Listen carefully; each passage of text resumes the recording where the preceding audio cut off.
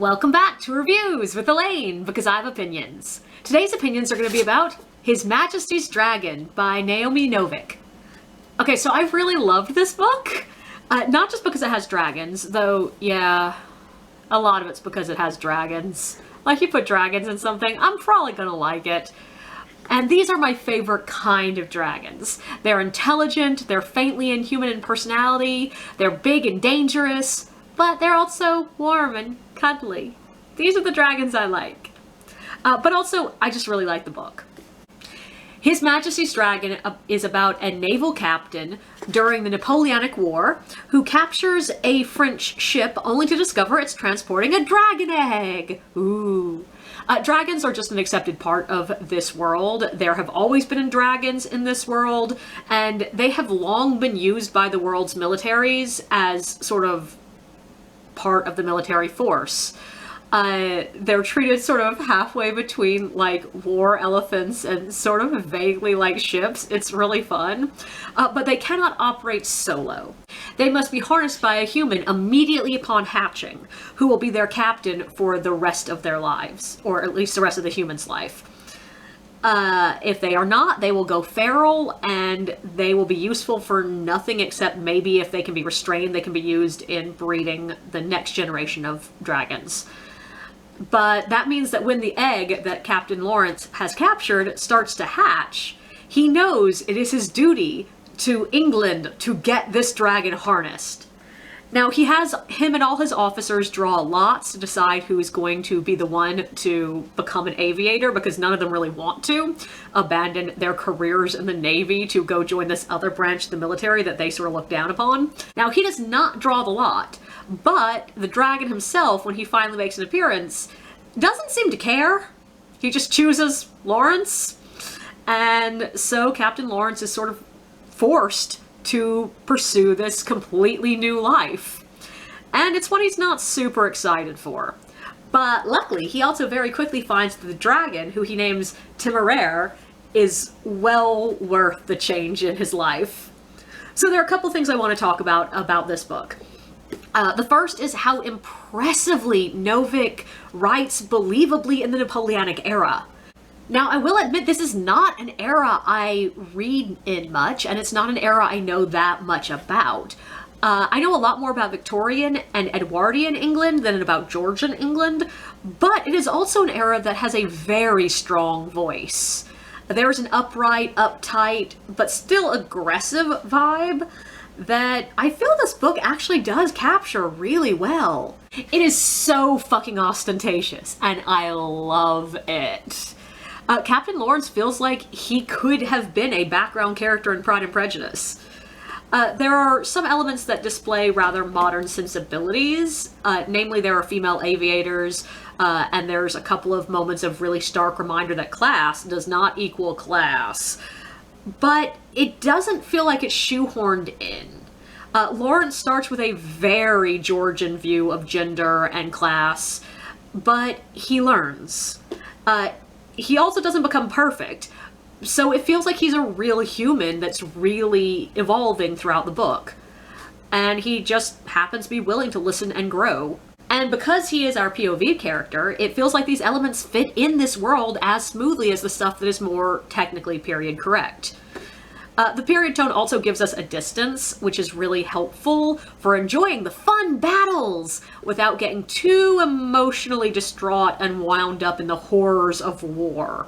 There are some moments that are legitimately like touching and like, oh god, tragedy of war, but it doesn't overwhelm the narrative. And I think part of that comes from the fact that it is written in this period tone. So it gives us that distance. It allows us to think of it as, well, that's just how they were then. Now, the period tone does also mean there's some really sincerely Anglo-centric bullshit going on, but the fact that the tone is so period allows us to just sort of snort at these people babbling about the undeniable supremacy of England and let it go without it being too much of a drain. I would also like to say that damn does this book walk the line between period tone and period language perfectly. Like, I have read authors that do manage to perfectly emulate the language of the period they're writing about, and sometimes it's frankly to the detriment of the book. Like, it's great to have a book that feels like it's teleported from 1803, but there are words, phrases, and terms that we don't use anymore. If you fully embody the language of a period, quite often you're going to leave your audience having to read your book with a dictionary in the other hand, constantly cross-referencing. And I don't like that. I think reading should never be made more difficult just for establishing a period tone. Especially when there are books, like this one, that prove you don't need to do that. This book feels time period, but I never had to stop and look anything up. I never had to reread something because the sentence structure was unfamiliar to my modern eye, and I was never left just going, I don't understand why he's saying that. It was easy to read, while still feeling antique. Which leads me to the pacing of Novik's writing. The book has this really interesting pacing. Novik often does time skips with none of the usual signals that we're having a time skip. She rarely uses asterisks or empty space line between the paragraphs. She rarely even uses phrases like, later that night, the next day. No, the conversation just continues from where we were, usually with something later in the sentence placing it in time. There's one in particular that I remember Lawrence was talking to his dragon, Temeraire, and had a question, and we just jump to the scene where he's asked someone else and that other person is answering that question. It should make the reading feel jumpy, but it doesn't. It actually feels really quick and smooth.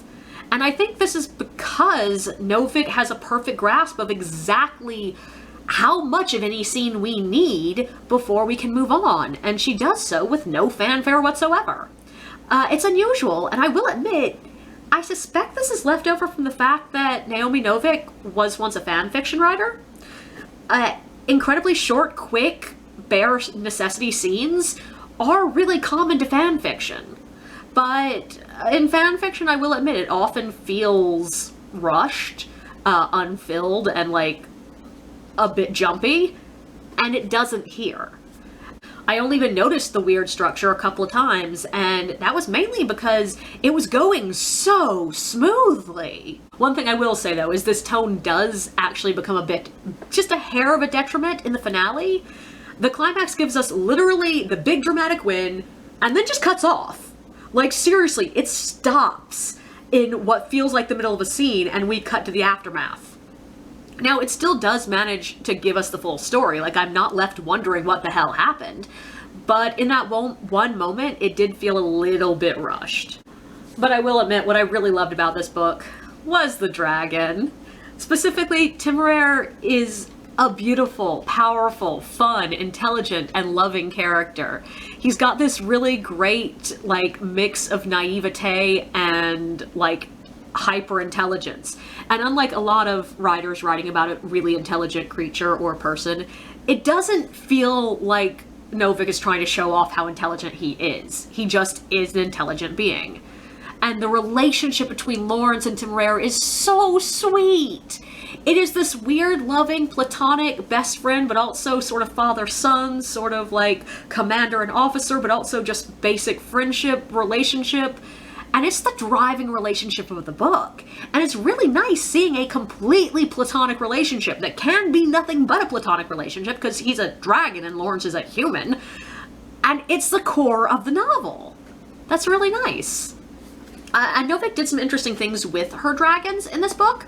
Like, a lot of the dragon lore, I will admit, is faintly reminiscent of Pern. The whole dragons bonding at hatching to one person who will work together and fly together pretty much for life. It's similar. But there are several different breeds of dragons with different levels of intelligence and abilities and personalities. There are crews that fly on each dragon who carry guns and bombs because these are, like, military dragons. And the aviators can be replaced when they die, which is good because the dragons are stated to outlive humans. And dragons are far more independent here than they are in McCaffrey's work. These dragons can talk to everyone, not just their rider and the few people who happen to be psychic enough to talk to all the dragons. And therefore, these dragons make their own choices. which brings in an interesting threat in this world because, like, dragons are giant flying lizards, some of whom can breathe fire, others can spit poison. Like, they can kill at least dozens of people just in any attempt. These dragons also fight. They fight each other, they fight people, they fight ships, they can destroy, like, forts. Like, they are powerful fighting beings. And that adds a certain degree of action movie-style fun to the dragons. Like, if you've watched a lot of my videos, you know I do love Pern, though I have a very complicated emotional interaction with it. But the Pern books really do fall down in dramatic action. Like, there's not much dramatic action. What's there tends to not be the best parts of the book. But these books, not so much. The dramatic action is beautiful, wonderfully written, very interesting. It's fun. I loved it. There was one moment that I was sitting there going, oh my god, stop watching the action and do something. But that's common in war scenes. And besides just providing interesting action to the book that the Pern series lacks, having the dragons fight honestly just feels more believable to me. Like, I know McCaffrey's books are set in the distant future, and therefore maybe we can imagine that humans have evolved past warfare, but it never felt completely believable to me that humans would biogenetically engineer flying, fire-breathing lizards and not use them to fight each other. And because of that, while the Pern books were fun, they never felt fully human to me. Whereas this, it feels like something that really would exist in real history if we happened to have had dragons. And on that note, I think Novik did an amazing job of working the dragon lore into what is objectively our world's history and not having it overwhelm. Just by the fact that dragons are not that big of a change. Like, yeah, it allows for aerial warfare long before we actually had aerial warfare, but not everyone has a dragon. They're pretty rare. Keeping them fed and bred and living is difficult. So it doesn't make that big of an impact on the overall world building of the universe. And because of that, it works really well as an alternative history. But also just, I love dragons. Objectively, I'll just say about these books, give me more. I want to read more about Napoleonic War era fighting dragons. I want more dragons. I like dragons.